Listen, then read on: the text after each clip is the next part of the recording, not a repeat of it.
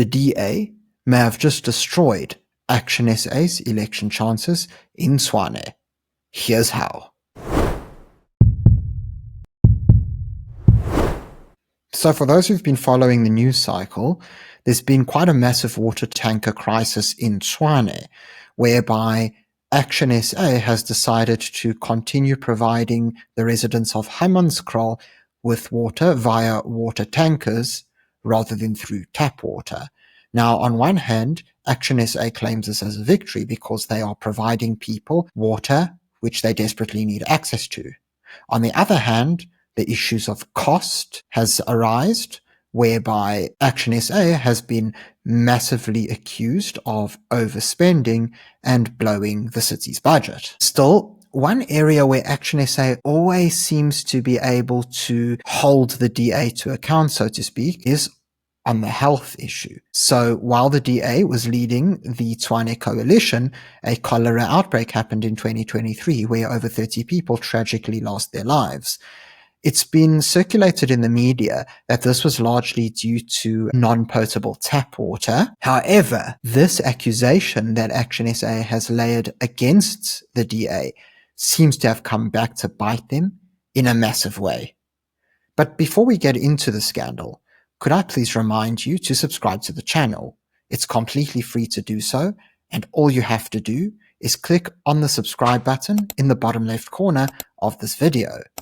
Now let's get into it. So to bring everyone up to speed, a few days ago, there was a massive story circulating in the media about a typhoid outbreak in the city of Tshwane, specifically Hammanskraal. So for those who are familiar, this story would definitely revive memories of the cholera outbreak in Hammanskraal back in 2023, where over 30 people tragically lost their lives. Now, of course, the initial thought was that this could be related to the water being supplied to the residents. However, the city of Tshwane released a press statement denying this. But what's really important to note about this press statement is that while they deny that it's due to the water necessarily, they indirectly admit that ActionSA may have made a massive miscalculation when it comes to their water supply. So let's get into it.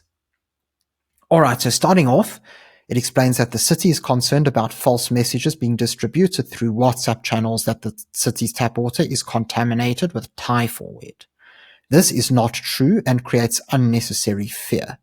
So, the findings from investigations into the search in laboratory-confirmed typhoid cases indicate that most of these cases were detected in informal and rural settlements, as we know in Hammanskraal.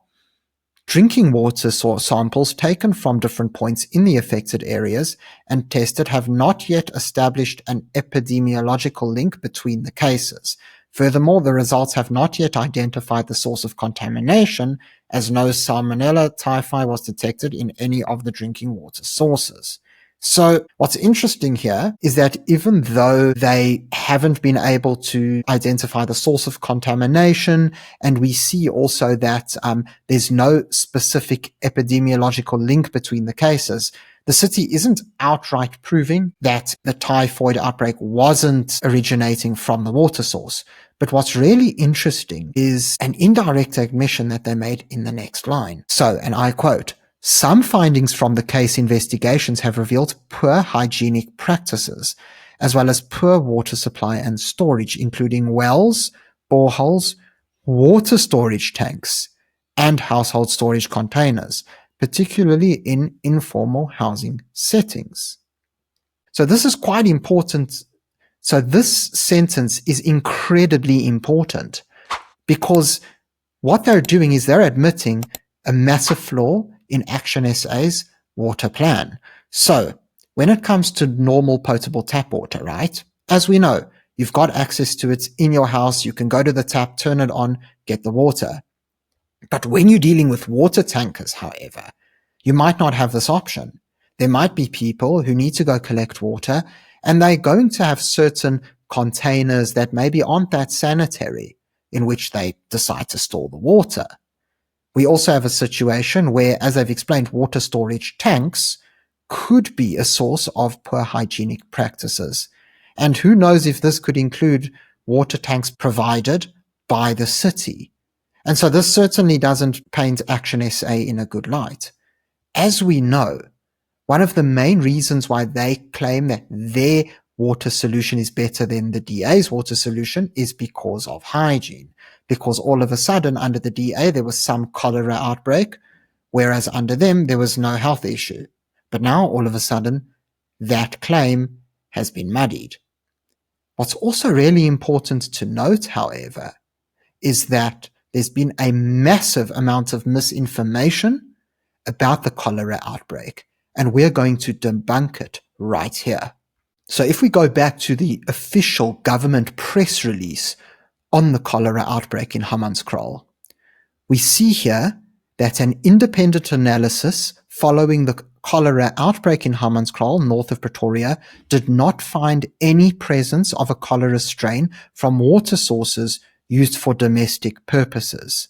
So for those of you who are interested in seeing the entire article, I've provided a link to it in the description box below, so you can check it out for yourself. But all of a sudden, this really paints ActionSA in a terrible light.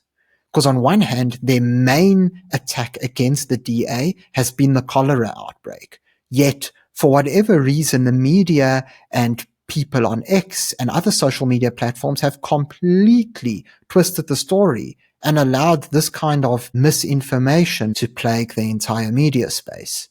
The second problem here for ActionSA is that they themselves may be seeing a health crisis unfold under their administration. And we also can't forget that the DA is taking ActionSA to task in another way. So those of you who have not yet seen my previous video on the Tshwane water tanker crisis, and specifically the irregular spending, please check it out in the link above. But something that I'm going to share in this video that I did include back there is this important point. Cilliers Brink, the previous mayor of Tshwane and current leader of the opposition, released this video on social media in which he explained, "I'm at the public protector laying a complaint for possible fraud in water tanker invoices that were paid. Only 381 million rand of the 777 million rand spent on water tankers was accounted for on 30th of June 2025, at the end of the financial year. The rest of the invoices were received after the books were closed. And so it's clear that the DA are not letting up in their fight against ActionSA.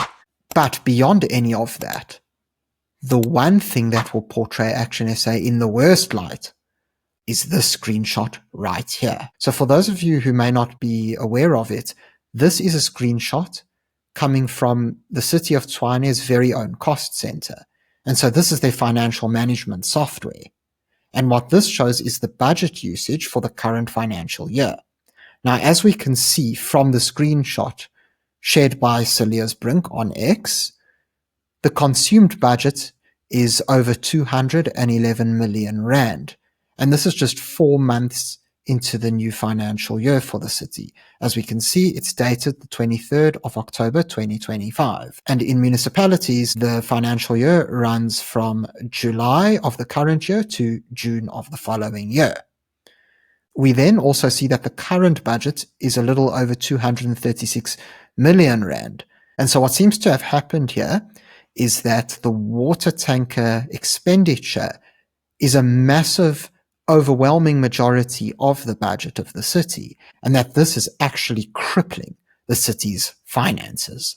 So not a good look at all. Now, while there is no conclusive evidence to suggest whether the cholera outbreak is a result of the water or not, same as this current typhoid outbreak, there is one clear issue. When it comes to politics, optics are everything. It doesn't matter who is right or wrong. All that matters is how public perception is swayed, because that is what's going to influence voters' actions, specifically in the upcoming elections.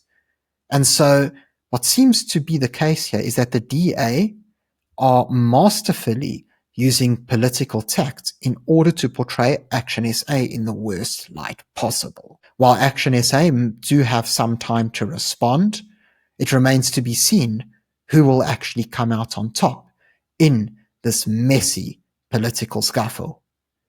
Thanks very much for joining me for this video. If you enjoyed it, please remember to subscribe to the channel for more content.